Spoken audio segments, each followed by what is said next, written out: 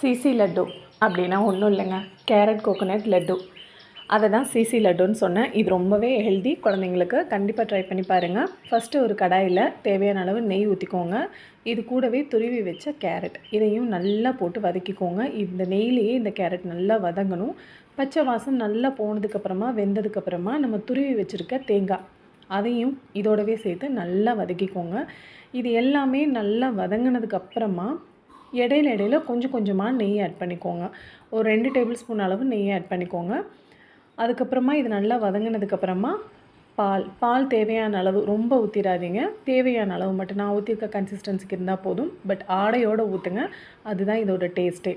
ஆடையோடு ஊற்றி நல்லா மிக்ஸ் பண்ணிக்கோங்க. இது கூடவே ஒரு டேபிள் ஸ்பூன் நெய் மறுபடியும் ஆட் பண்ணிக்கோங்க. 2 ஏலக்காய் தட்டி போட்டிருக்கேன்.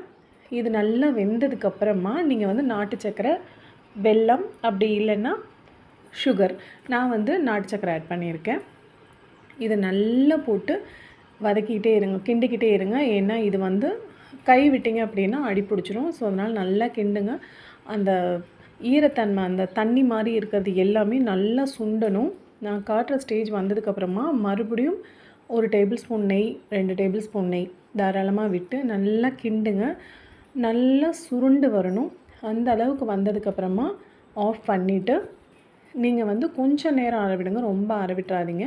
லைட்டாக சூடு இருக்கும்போதே நம்ம லட்டு மாதிரி பிடிச்சிக்கலாம். இதை ஃப்ரிட்ஜில் வச்சு சாப்பிட்டிங்கன்னா கொஞ்சம் செட் ஆயிரும். அப்புறம் கொஞ்சம் கெட்டியாக இருக்கும். பட் அதுக்கு முன்னாடி இப்படி கொஞ்சம் மாய்ஸ்ட்டாக தான் இருக்கும். பட் டேஸ்ட்டாக இருக்கும், ரொம்பவே டேஸ்ட்டாக இருக்கும். கண்டிப்பாக ட்ரை பண்ணி பாருங்கள்.